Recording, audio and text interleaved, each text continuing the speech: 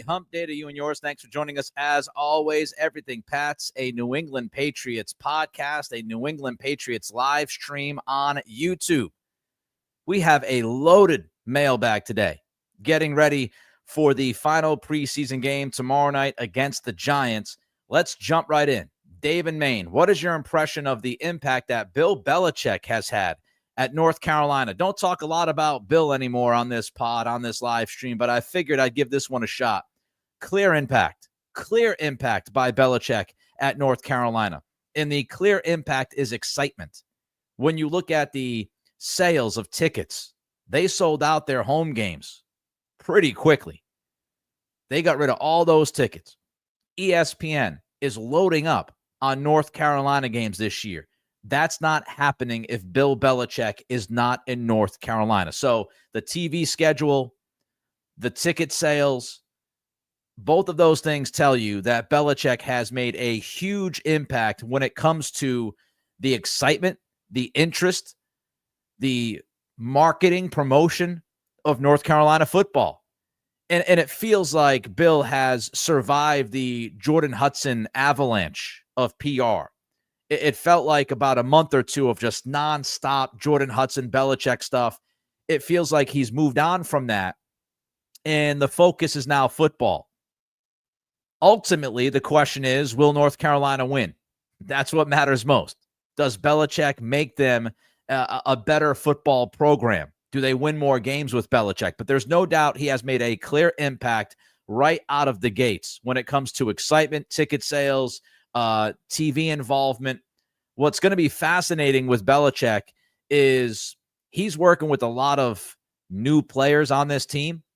And 41 players came to UNC via the transfer portal. That's a massive amount. He's got 31 high school recruiting class, 31 from the high school recruiting class of 2025. So there's more than 70 guys. There's more than 70 guys from last year's Carolina team that are now gone. Huge challenge to get it all to work in year one. Huge challenge with that kind of turnover. But the ACC is not incredibly strong. So it's a compelling thing to watch Carolina with Bill Belichick as the head coach. I will be watching, and I am interested. Terry, do we know yet who is the backup quarterback? Yes, we do. It's Joshua Dobbs, according to Mike Vrabel. Seems like Dobbs has that locked down, but it's a dangerous proposition. I have not been wowed by Dobbs in any kind of way. The biggest thing that stands out to me about Joshua Dobbs so far is that he has terrible placement with the football.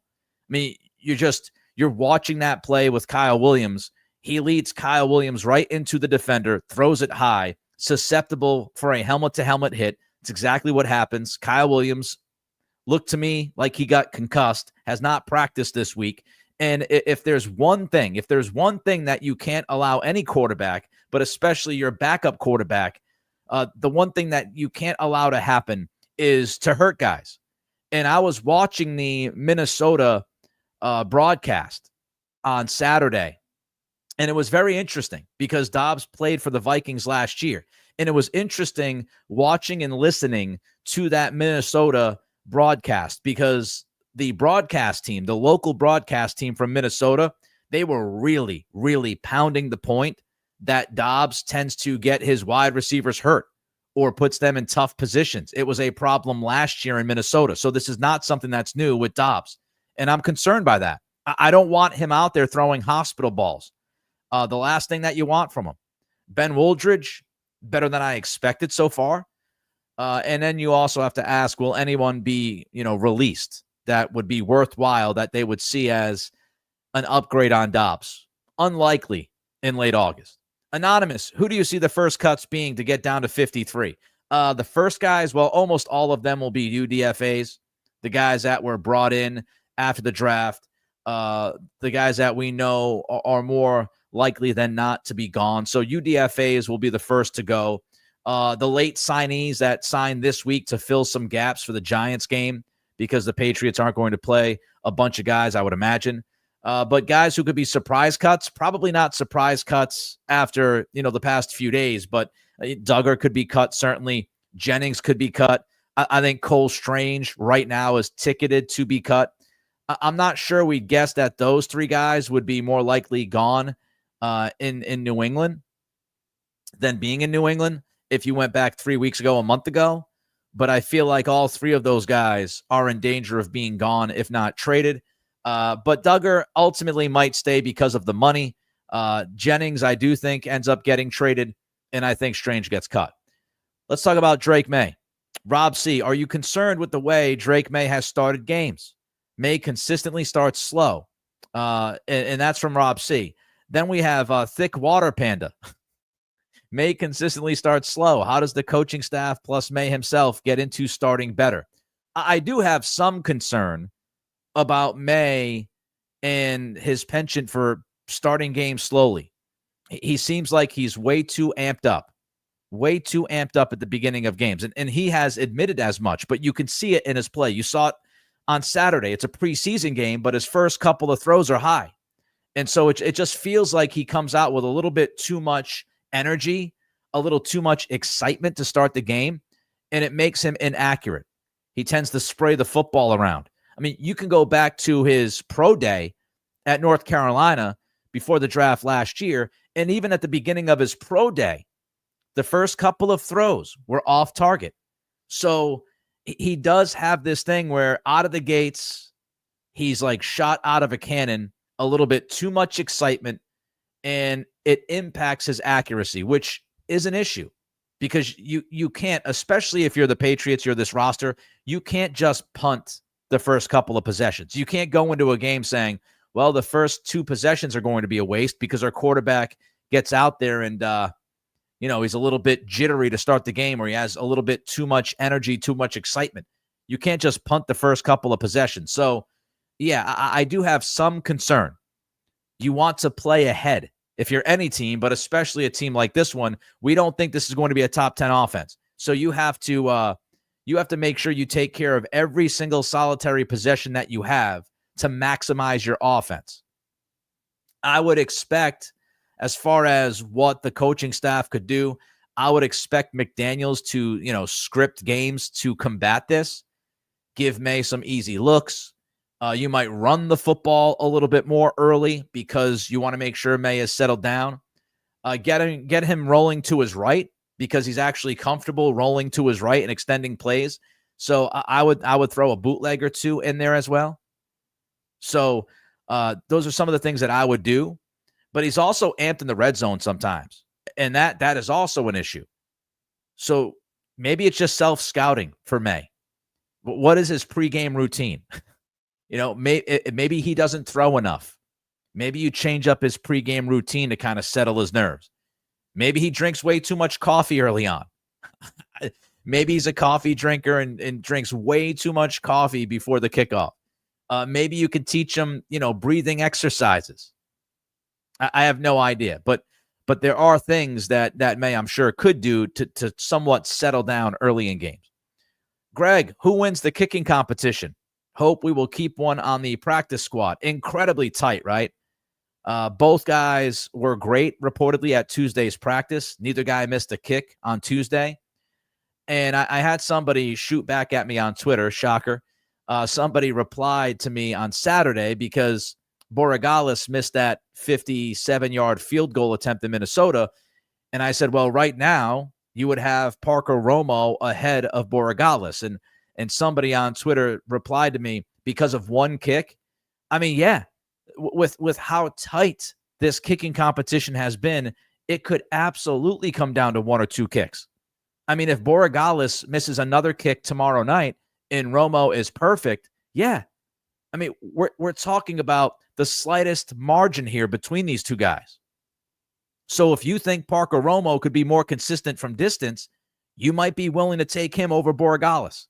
So right now, yes, I would say right now Romo has the edge because of the 57-yarder he kicked against Washington outside. But we can't forget that Borregales was a draft pick. And so if it's close, they might still roll with the guy that they invested a draft pick in, and you would understand that. But the good news is both kickers have looked like legitimate NFL kickers. That's the good news. It's a good problem to have. when you have a kicking competition that's super tight because both guys have been pretty good, if not really good. It's a different situation when you've got a kicking competition because nobody wants to win the freaking job. So that's the good news. Both guys have looked like legitimate NFL kickers. All right, we've got a lot more questions here in the mailbag. Don't forget, before we continue, to help us out, throw that thumbs up if you're watching live. Throw it the thumbs up if you're watching on demand. Either way, it helps us. The more likes means more eyeballs. Help us beat that algorithm. Don't forget to throw a comment in as well. How do you feel about Drake Maye early in games? Who do you have winning the kicking competition? Don't forget to comment. That helps us with the algorithm. And don't forget to subscribe. Last time I checked, we're now at 7,020 subscribers. Thanks to all of you. Spotify, Apple Pods, rate, review, follow. All those things help us in those spots. And, of course, Spotify now has the video option, which is really, really cool. All right, let's get to G-Rod 4. Normally, I want to rest the starters, but I do feel like Maye and the O-line need to get it going. Henderson, as in Travion Henderson, in bubble wrap no matter what. I agree, G-Rod 4. I said that last week. If I'm the Patriots, I'm putting Henderson in bubble wrap. I would have had him in bubble wrap for the Minnesota game. And he had that nice touchdown run, but I have zero questions about Travion Henderson at this point. The guy's an impact player. I think he's going to be such a weapon for this offense, especially in the passing game. I have seen enough from Henderson. I do not need to see any more. I didn't need to see it against Minnesota. I certainly don't need to see it tomorrow night against the Giants. I don't want Henderson on the field. I want him safe and sound until we get to week 1. As far as, Maye and the offensive line, I understand the point. Some of this is because we haven't been able to watch the joint practices against Minnesota, right? Some fans were able to get out there and watch the joint practice against Washington, but we haven't, we didn't get to watch the 2 joint practices against the Vikings. So I think unless the offense went out there and looked awesome against Washington and Minnesota to start those games, and this goes back to the whole Maye slow start thing, but unless the offense looked great against Washington and Minnesota on those first 2 drives, then I think there was always going to be some question saying, man, I haven't seen enough. I need to see more. And that's part of the downside to the joint practices overtaking the preseason games in importance, because you just don't have the opportunity to watch your guys as much as you would want to before the season kicks off to find that necessary level of comfort. Now, the Chiefs and stuff like that, those teams, you don't care. You wouldn't have cared as much going back years ago with Brady when you knew the Patriots were going to be battling for an AFC championship. But now, when you've got a young team, when you've got a lot of unknowns, you're trying to figure it out, it is important to at least have some feel for the football team. But I will say this, the risk-reward of playing some of the guys a series or 2 series, that's what you're weighing.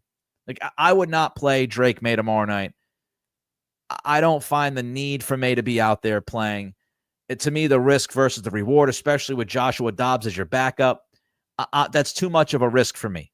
The offensive line, I would look at giving the offensive line at least 1, if not 2 series tomorrow night, because they're still undecided at center and especially at left guard. So I would like to see who they want to be the starting 5 out there together for a drive or 2 tomorrow night, because there's been so much shuffling up front at left guard and center. So I wouldn't mind seeing the O-line out there tomorrow night. But I'm all set with Maye. Don't need it. Charlie with a $10 super chat. Thank you, Charlie. Great pods today. I appreciate you. I appreciate your support. Means the world to me. Everybody who checks out this podcast live stream. Everybody who also supports the Locked On Patriots podcast that I do. Thanks an awful lot, Charlie. I appreciate you. Let's jump to Quig-O 52095. This team is a work in progress. I think some in the mainstream media are placing unrealistic expectations on them. I'm thinking that they will be watching the waiver wire on cutdown day, looking to hear your opinion. All right, so the mainstream media, I would break that up into 2 separate entities. I would look at the mainstream media nationally And then I would look at the mainstream media locally. The mainstream media nationally, there have been a number of them that have actually tried to temper the expectations, at least in some places. Some places have been trying to temper the expectations and saying, well, we don't really agree with what the local media is saying. We think that the team's going to win this many games. Some of the local media probably got a little overexcited about the team at the start of camp. And I think part of the problem was this program has been so bad. The Patriots have been so bad the last couple of years. Last year, they were borderline embarrassing in so many instances. And when you watch the camp last year, a lot of questions of why are they doing it this way? What are they doing? And then after the first week against Cincinnati, really the tail end of the Seattle game and for the rest of the year, there were just so many questions and so much bad football. So when you watch a clean operation, and this team is better roster-wise, no doubt, than they were last year. So the roster's better, and then you're watching a clean operation, and there's belief in Mike Vrabel. So I think some of the excitement level from local media had to do with just the comparison to what that was last year. But this is why, Quigo 52095, this is why I wait to give my prediction. And some people don't like it. Some people say, oh, Nick, just give us a prediction right after free agency. There's a season prediction. After the draft, there's a season prediction. I hate doing that because some people will hear you give a prediction in March and they'll hold you to that in September and October when you went back and you changed. You ended up shifting your thoughts because you had more information. So I wait for as much information as I can get. I wait to see, all right, does Kyle Duggar come back from 2024 looking healthy, looking like he did in, back a couple of years ago? What kind of impact is he going to have? Well, now we see Duggar. He's looking older and he has not fit in with this defense. So you learn things as time goes on. That's why I wait until after the final preseason game to give my prediction, because I want to see. I want to gather the information. So I think some of the, the work in progress versus the unrealistic expectations, some of that has to do with people giving their predictions in March and April because they feel like they have to for content reasons, which I get. I understand. But I think, we should circle back and see how people feel about this team right before the season, not necessarily what they were saying months ago or even weeks ago. At least that's what I do. There are still multiple places they can improve this roster. And I do think 2025 should be a step forward, but I wouldn't go too bananas. Toby HWK, which position would you want to upgrade with recently released players after cutdown day? Also, what is your take on Bedard openly doubting Maye as a franchise quarterback on Felger yesterday? I did not hear Bedard on Felger, so I can't comment on exactly what Greg said during that show. I did record a podcast with Greg before going live with this stream, and I think Greg is more questioning. He's questioning some of the makeup as far as if Maye is as much of a quote-unquote maniac as he has to be. I push back on that pod. You can check it out. As far as, upgrades, I'm not sure how many upgrades will be available after cuts. But I do think, you look at the offensive line, especially the interior of the offensive line. I would look at guard, right? I'd look at guard. I would look at tight end 3, which we've been talking about forever. Can you get a tight end that has NFL experience and you feel better about than what you have to back up Henry and Hooper? I would look at, inside linebacker depth. I would look at maybe a third offensive tackle, depending on who's been cut. Marcus Bryant has gotten better throughout camp. Right now, he's their top backup tackle. If you could find somebody who has more experience that you think could give you a boost, I would be looking at that position. But again, I'm not sure how many upgrades will be, available after the cuts. Paisano Redneck, can Maye make the jump to be a competent NFL quarterback? Competent I'm really confident that Maye will end up being a competent NFL quarterback. To me, being a competent NFL quarterback means that you should start from one of the 32 teams. I think Drake Maye will be that. I think he will be that.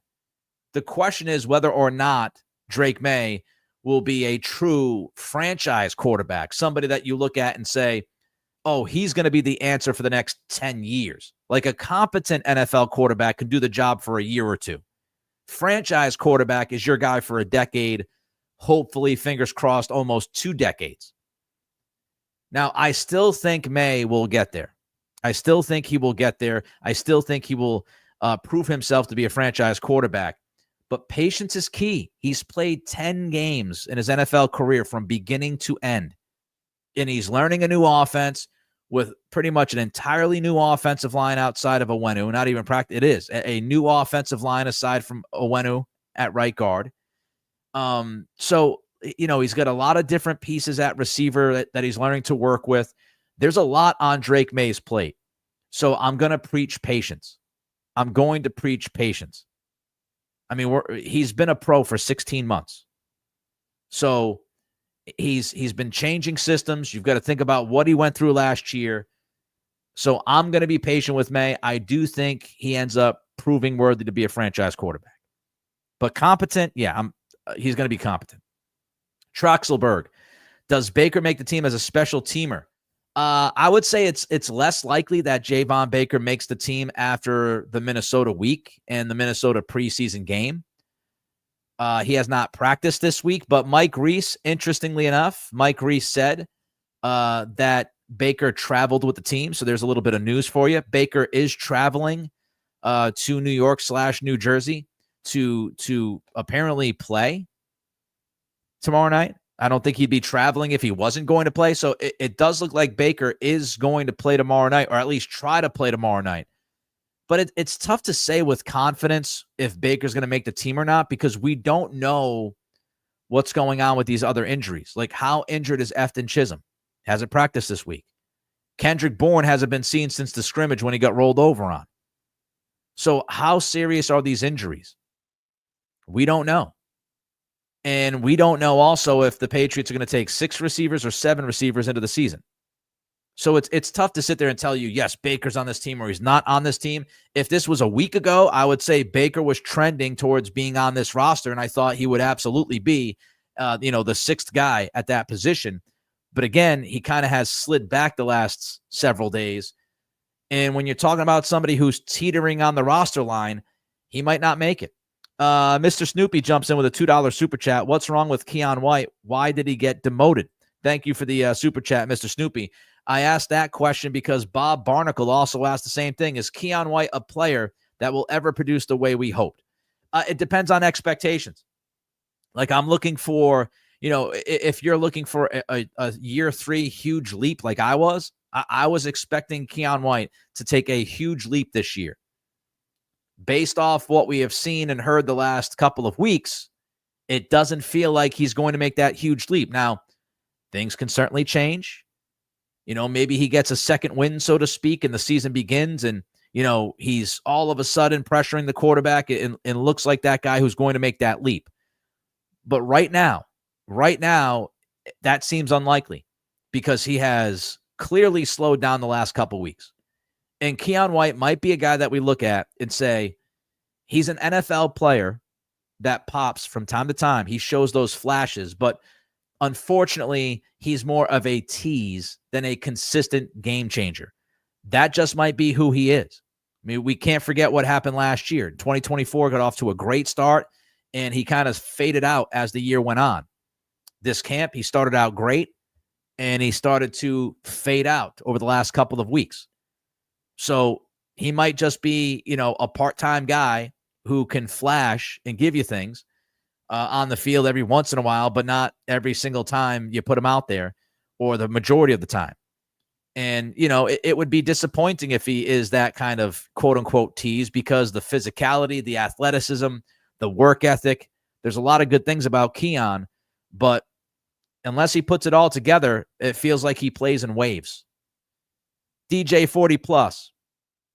What's created the offense's regression from start of camp to now? I'm not sure how much regression there has been. This goes to like the context and who's reporting what. I'm not sure there's been a ton of regression. This also goes back to what we talked about a little while ago about how people were super excited at the beginning of camp about this team. And I think some people got a little ahead of their skis on this. And so what was the reality?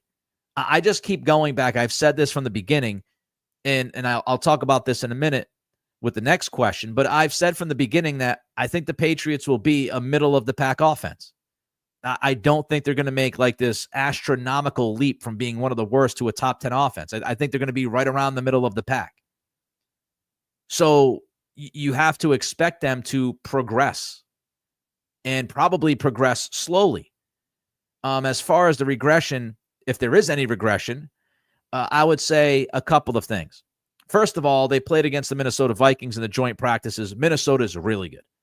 Minnesota is really good. I warned everybody before the joint practices, get ready. The offensive line is going to have a tough time. Get ready. The offense is going to have a tough time. Brian Flores, that talent, et cetera. I said that weeks ago. So the Minnesota week was not alarming to me. Minnesota is really good. And the Patriots won, their offense won the first day of joint practices. Second day of joint practices was a little bit more of a mixed bag. So I think first, Minnesota is really good. So you're not going to be able to play as well against those guys. I do think the offensive line shuffling has impacted the offense, trying to figure out left guard and center, and the fact that they haven't figured out left guard yet, that disappoints me. So I think some of the offensive line shuffling has been an issue. You also have a young offensive line, and you've been managing offensive linemen like Morgan Moses. So that also is something that would cause the offense to maybe take a little bit of a downturn. And then you look at wide receiver. You've had a number of injuries, and you're managing Stephon Diggs. That has impacted the offense. And the situational football during practices has impacted the offense. The red zone struggles impacts the offense. So I would hope a lot of this would be knocked off by week 2 or 3 of the regular season, because the offensive line should be settled by week 1 or 2. You should have a clear idea as to what's going on at wide receiver. And, the injuries should be figured out. You should have your rotation figured out. And then you hope that as they move along this year, their situational football improves. Stephen Coakley, have you heard anything about the private practice sessions? On a scale of 1 to 10, how confident are you in the offense reaching top 16 by mid-season? The private practice sessions are beginning really post-Giants game, so there really hasn't been any of them. But 2 nuggets. I can give you 2 nuggets from the pod that I just recorded with Greg Bedard, and he'll talk more about this on the podcast I do with Greg. Bedard says that internally, they absolutely love Drake Maye. They love Drake Maye. The coaching staff loves him. Internally, behind closed doors, they love what they see. They love what they hear. They love Drake Maye. Another little nugget from Greg. Internally, they also feel really good about Will Campbell. They feel really good about quarterback. They feel really good about left tackle. Now, do they end up being proven right? We'll see. I can only tell you what people in the building feel according to Greg, and that is they love Maye, and they have loved pretty much what they've seen from Campbell so far. And I do want to add context here, because a lot of people, including myself, talked about Campbell having a tough time with Jonathan Grenard during the Minnesota joint practices. Bedard said, when you look at it in totality, Campbell took now Greg said, I think he said 100 snaps, but Campbell took a bunch of snaps against Jonathan Grenard. And Jonathan Grenard is one of the best pass rushers in football. So when you look at it and you see that Campbell might have given up, 5 or 6 sacks against Grenard, you also have to understand the context of that, where, he played pretty much 3 or 4 games worth of snaps against Grenard. So it's not, giving up a sack a game against Grenard's not great, but it's also, wow, he gave up 5 or 6 sacks or 7 sacks, in 30 snaps. That wasn't the case. So keep that in mind. As far as reaching top 16 offensively by the middle of the season, confidence meter 0 to 10, I'll give that a 6. I do think they'll be a middle of the pack offense when all is said and done, but I think it's going to take time. I mean, I think people, because of the excitement, some people are overlooking the challenges that this offense is going to have, especially early. There's a lot going on. There's a lot of youth. There's a lot of new. The offensive line, to me, is not settled down just yet. So I don't know if they'll be 15 or 16 by the middle of the season. I do think they will eventually get to about the middle of the pack by the end of the year. Little Taz _7. Does Diggs make his debut, or do they keep managing him? Oh, they keep managing him. I do not think Stephon Diggs plays tomorrow night. I don't think Drake Maye plays. So if Drake Maye's not going to play, there's little reason to put Diggs out there for the third preseason game. So I do not think Stephon Diggs will be out there tomorrow night. I'd be very surprised. Pat's Planet Media. What's your take on Bourne and Baker? I think Kendrick Bourne gets traded. You know, there was a report today from Diana Rossini that the Vikings, the 49ers, and there was one other team looking for wide receiver help. And, I mean, if you look at the 49ers, we've talked about this before, but, I mean, the 49ers, they're a team with Kyle Shanahan that in the past has loved Kendrick Bourne. And there was the conversation about, you know, Brandon Ayuk last offseason, and the Niners were ready. The Niners were ready to take Kendrick Bourne and as part of that trade. So when you look at, you know, this idea of Bourne getting traded, you wonder, the 49ers, they've been banged up at wide receiver. I could easily see that work. I could easily see Bourne get traded within the next week to San Francisco for, you know, a day 3 pick. So I think Bourne gets traded. If he doesn't end up on the PUP, I think he gets traded. I mean, the IR. And I don't think he's going to be on the IR because I think they would have put him on the IR already. I think part of the reason why he's been pretty much hidden is they want to make a deal. They're hoping they can get a trade done. So I think Kendrick Bourne gets traded.